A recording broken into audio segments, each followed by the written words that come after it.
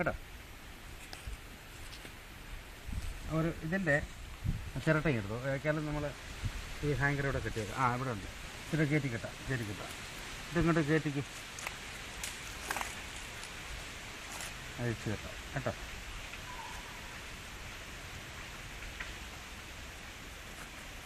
നമുക്കൊരു കാര്യം ചെയ്ത് അടുത്ത പ്രാവശ്യം നമുക്കതിൻ്റെ ഒരു ക്ലച്ച് ഹാങ്കർ മേടിക്കാം. ഏക്കാലും ഒരു ഇച്ചിരി ഒരു മരത്തിനൊരു ക്ലച്ച് ഹാങ്കർ സാമ്പിൾ ഞാൻ കൊണ്ടുവരാം. ഒരു 5-6 രൂപയോളം കോസ്റ്റ് ആവും. പക്ഷേ നമ്മളൊരു 12 വർഷത്തേക്ക് വള്ളിയും മേടിക്കണ്ട, ഒന്നും വേണ്ട. ശരി. സാധനം ടാപ്പറുടെ കൺവീനിയൻസ് അനുസരിച്ച് കയറ്റാനും പൊക്കാനും ഒക്കെ പറ്റും. ഇതിപ്പോൾ വൺസ് കെട്ടിക്കഴിഞ്ഞാൽ പിന്നെ ഇത് ഓരോ കൊല്ലവും ഇത് വലിയ പരിപാടിയാണല്ലോ. ക്ലച്ച് ഹാങ്കർ നമുക്ക് ആകാം. ഫസ്റ്റ് വയസ്സിൽ ഇച്ചിരി വ്യത്യാസം വരും എന്നുള്ളത്. ശരി. പക്ഷേ അത് ഒരു 10-15 വർഷത്തേക്ക് നമുക്ക് ഈ സാധനം വാങ്ങണ്ട, വള്ളി വാങ്ങണ്ട. ശരി. ടാപ്പറെ സംബന്ധിച്ചിടത്തോളൊരു കയറ്റിക്കെട്ടലിൻ്റെ ഇറക്കിക്കെട്ടലിൻ്റെ ഒരു പ്രശ്നമേ വരുന്നില്ല. കാരണം സാധാരണഗതിക്ക് ഒരു പുതിയ മാർക്ക് ഓപ്പൺ ചെയ്യുമ്പോൾ ഒരു ടാപ്പർ സാധാരണ ചെയ്യുന്നത് 300. ഇപ്പോൾ ജോസഫിനെ സംബന്ധിച്ചിടത്തോളം പറഞ്ഞു കഴിഞ്ഞാൽ ജോസഫ് 300 മരത്തിൻ്റെ പണി തീർക്കാൻ എത്ര ദിവസം എടുക്കും? 2 ദിവസം. ശരിയാണല്ലോ. ഈ 300 മരം വെട്ട് മാത്രമായിട്ട് പോയാൽ ജോസഫ് എത്ര ദിവസം കൊണ്ട് കിട്ടും? ഒരു നാളെ തന്നെ മുടിയും. അന്ത ടൈമിൽ തന്നെ ഇതും വരും. കാരണം ഈ സാധനം കൂടി കയറ്റിച്ചാൽ. അപ്പോൾ 2 ദിവസത്തെ മെനക്കേട്, ക്രോപ്പ് ലോസ് ഒത്തിരി നമുക്ക് ലാഭമുണ്ട്. പറയാം മനസ്സിലായി. അപ്പോൾ അതുകൊണ്ട് നമുക്കതിൻ്റെ സ്പെഷ്യലായിട്ടുള്ള സാധനം നമുക്കത് അറേഞ്ച് ചെയ്ത് നമുക്ക് എടുക്കാം. അപ്പോൾ നമ്മൾ ഓപ്പൺ ചെയ്യുമ്പോൾ ചില്ല് അരയടിക്ക് താത്തി തന്നെ ചില്ലടിക്കണം. ഇവിടെ നിന്ന് ഉള്ള ഒരു ഗ്യാപ്പ് മാത്രം നമ്മൾ കറ ഒഴുകി വരുന്നതിന് തടസ്സം ഉണ്ടാകാത്ത വിധത്തിൽ നമ്മൾ ഗ്രൂ കൊടുക്കുക. മാർക്കിങ് ഇച്ചിരി ഡീപ്പായിട്ട് ഇതേ കണക്കിന് പോയിട്ടുണ്ടെങ്കിൽ നമ്മളത് വലിയ ആഴം കയറേണ്ട, അല്ലെങ്കിൽ ആഴം കയറാം. ഇതിൻ്റെ മുകളിലേക്ക് മുൻകാന ഭാഗത്ത് ചാല് കീറണ്ട. അതുപോലെ തന്നെ നമ്മുടെ പിൻകാന ഭാഗത്തും കീറണ്ട. പിൻകാനയും മുൻകാനയും കീറി കഴിഞ്ഞ് കഴിഞ്ഞാൽ സംഭവിക്കുന്ന കാര്യം എന്ന് പറയുന്നത് ഇന്നലെ പറഞ്ഞല്ലോ, മനസ്സിലായില്ലേ? ഇതിൻ്റെ ലാറ്റിക്സ് വെസൽസ് തമ്മിലുള്ള കണക്ഷൻസ് കൂടി. അപ്പോൾ നമുക്ക് ഇത്രയും ഈ ഒരു ഏരിയയിൽ കൂടെയുള്ള സംഗതി മാത്രമേ കറങ്ങി വരുള്ളൂ. ഇതെന്ന് പറയുന്നത് ലാറ്റിക്സ് വെസൽസിനകത്ത് ഇങ്ങനെ ഫ്ലോ ചെയ്തുകൊണ്ടിരിക്കുകയാണ്. 2 മുതൽ 7 ഡിഗ്രി ഒരു ചെരുവിൽ ഇങ്ങനെ മരത്തിൽ നമ്മൾ പറഞ്ഞ മൃദപ്പെട്ട ഭാഗത്ത് ദൃഢപ്പെട്ടതിലുമായിട്ട് ഇങ്ങനെ കറങ്ങിക്കൊണ്ടിരിക്കുകയാണ്. അപ്പോൾ അതിനിടയ്ക്ക് നമ്മൾ ബ്രേക്ക് ചെയ്ത് കഴിഞ്ഞാൽ അത്രയും ഭാഗത്തെ കുറയും, കട്ടായി. അപ്പോൾ ഇതിൽ നമ്മൾ ആദ്യത്തെ ഇതിൽ ഇവിടെ വന്നു കഴിഞ്ഞാൽ കത്തി നേരെ സാധാരണ നിങ്ങൾ ഇങ്ങനെയാണല്ലോ ചെയ്യുന്നത്. ഇങ്ങനെ ചെയ്ത് കഴിയുമ്പോൾ ഈ വെട്ടി പ്രതലത്തിലുള്ള ചെരുവ് പുറത്തേക്ക് വരും, കറ തിരിഞ്ഞു വീഴും. അതിന് കത്തി കറക്റ്റായി ഇങ്ങനെ പിടിച്ച് നമ്മൾ ഇങ്ങനെ ചാരിയ ഉണ്ടോ, ഇങ്ങനെ വെച്ചിട്ട് നമ്മളെ മുൻകാന ഭാഗത്ത് കൃത്യമായ വീതിയും അതുപോലെ തന്നെ ഉണ്ടോ കറ തെളിയുന്ന ആഴവും കൂടെ മനസ്സിലാക്കിയിട്ട് എടുക്കുക. ഇന്നത്തെ കത്തിയും തമ്മിലുള്ള വ്യത്യാസം കണ്ടോ?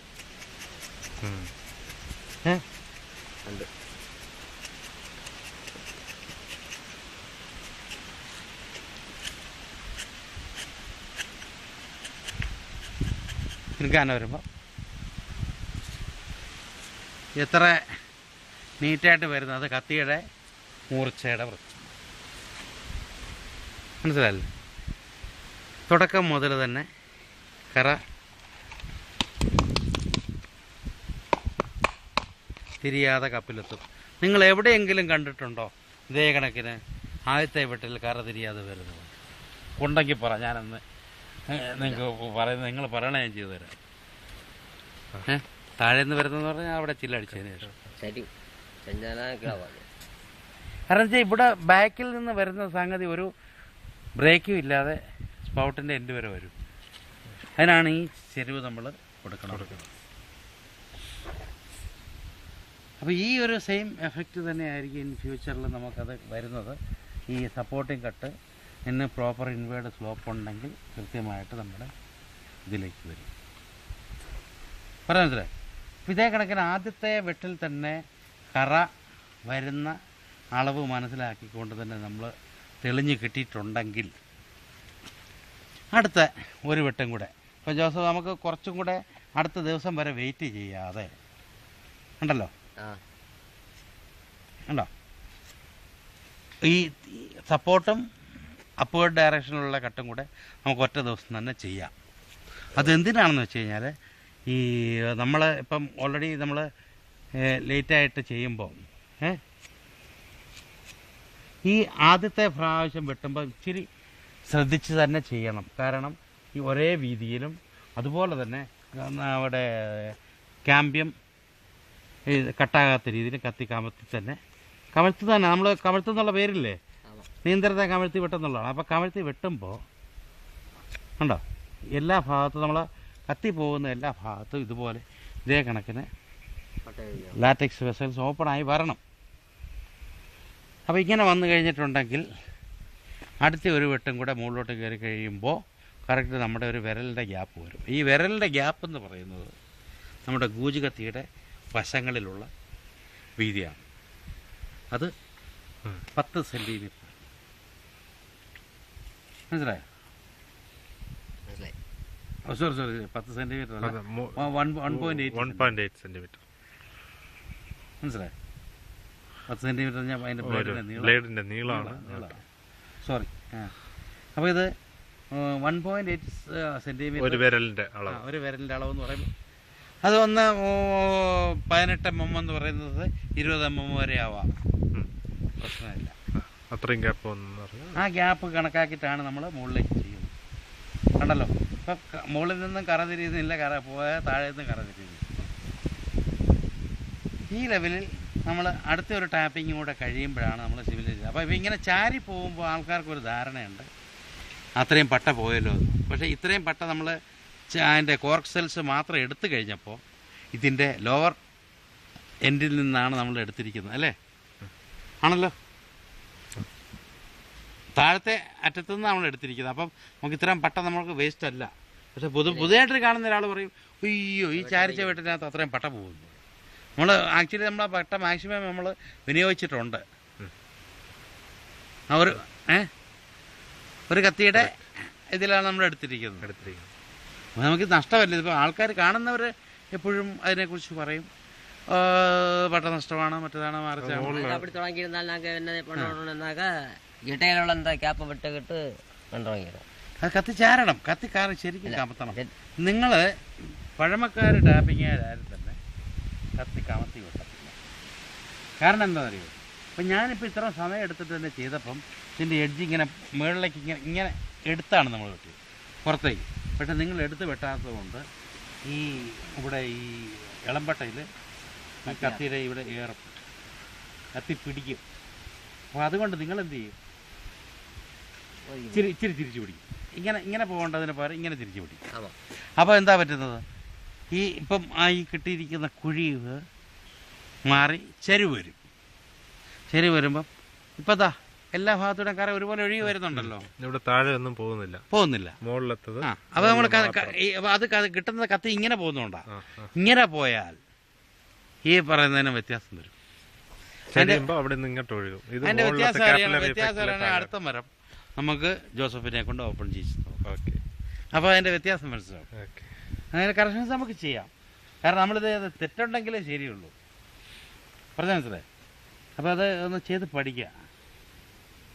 ഇതേ കണക്കിന് മാർക്ക് ചെയ്യുകയും ഓപ്പൺ ചെയ്യുകയും കൂടെ ചെയ്തതിന് ശേഷമാണ് നമ്മുടെ വിരലിൻ്റെ വീതി ഒരു വെട്ടും കൂടെ വന്നതിന് ശേഷം ഈ പോർഷനിൽ മുകളിലത്തെ ഈ ഇവിടെ വരുന്ന ഫോം ചെയ്ത് വരുന്ന വള്ളിക്കറ എടുത്തിട്ട് അവിടെ 5% വീര്യത്തിൽ ഉത്തേജന ഔഷധം തേക്കണം.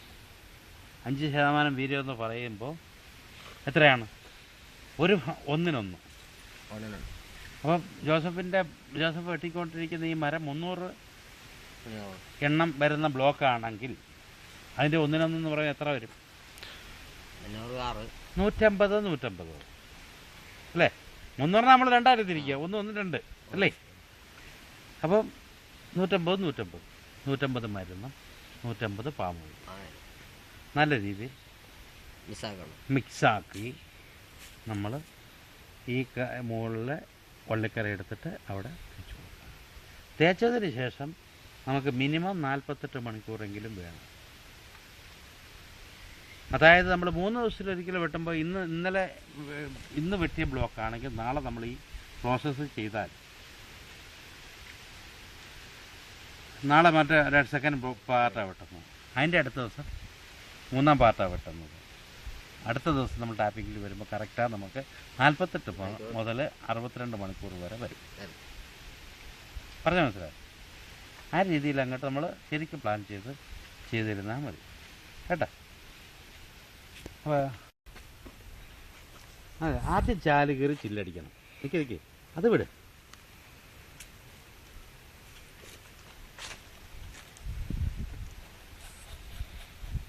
മതി.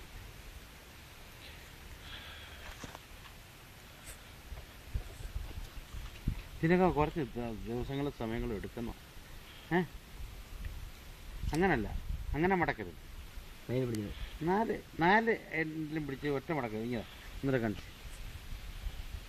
ജോസഫ് മരത്തെ വെച്ചില്ലേ, അത്ര സമയമൊന്നും എടുക്കില്ല.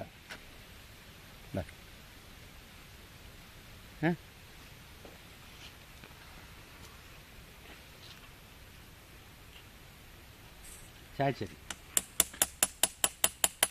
അരയടി കൂടണ്ട. ആവശ്യമായി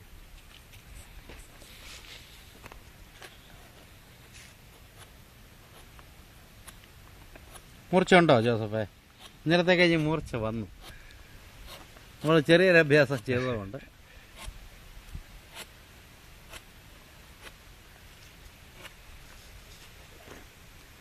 ഇപ്പം ജോസഫ് ചെയ്തത് കുഴപ്പമില്ല. പക്ഷെ അതിനകത്ത് ഈ കരിമ്പട്ട കുറച്ച് ബാക്കിയിരിക്കും. കത്തി ശരിക്കും ചാരിയില്ല, ഇങ്ങനെയാണ് പോകുന്നത്. അപ്പോൾ ഇത് മാറിയിട്ട് ഇങ്ങനെയും കൂടെ വരണം. അതിപ്പോൾ നമ്മളിപ്പോൾ കറ വരുന്നോണ്ടിരിക്കുന്നതുകൊണ്ട് നമ്മൾ ചില്ല വെച്ച് ചിരട്ട വെച്ച് വള്ളി ഉണ്ടെങ്കിൽ വേണേൽ കയറ്റി വിട്ട് കറ വന്നപ്പോൾ ക്ലിയർ ആയല്ലേ? ക്ലിയറായി. പക്ഷെ അന്നേരം ഈ മരത്തിന്റെ മണ്ണക്കുറവൊന്നും അതിനകത്ത് ഗ്യാപ്പ് വിടണ്ട. ഈ കത്തിയുടെ വീതി കണ്ടല്ലോ, ഇവിടെ നിന്ന് അങ്ങ് എടുത്താൽ മതി. അപ്പോൾ നമുക്ക് ഒരു വെട്ടും കൂടെ എക്സ്ട്രാ കിട്ടും. മനസ്സിലായല്ലേ? ഇങ്ങനെ എടുത്തു. തെളിഞ്ഞ് വരട്ടെ. തെളിഞ്ഞില്ല. ഞാൻ ആദ്യം വെട്ടിയെടുത്ത് തെളിഞ്ഞില്ല. കറയൊക്കെ നമ്മളെ കത്തി ആദ്യത്തെ വെട്ടിങ്ങ് എടുക്കണം കേട്ടോ. കറ പൊടിയുന്നുണ്ടല്ലോ. അതേ കണക്കിന് ബാക്കിയെല്ലാവരും തെളിഞ്ഞിട്ട് ഇങ്ങനെ എടുക്ക്. വെളിയിലെടുക്ക്, തെറിപ്പിച്ചിട്ട് കത്തി നേരെ പോട്ടെ. വെട്ടിയാലും ചെരുവിൽ പോട്ടെ, ഇങ്ങനെ പിടിക്കരുത്. തെളിയുന്നുണ്ടോ? തെളിച്ചെടുത്തു. കറ പൊടിയാണ്. എന്നാൽ തടി തെളിയരുത് കേട്ടോ. ഇവിടെ ഒരു ഇച്ചിരി പാടുപെടേണ്ടി വരും. കാരണം ജോസഫ് വെട്ടിയതിന് ശേഷം ഞാൻ വെട്ടിയിരിക്കുന്ന അങ്ങേപ്പുറത്തെ മരം ഒന്ന് പോയി നോക്കി. ഇത്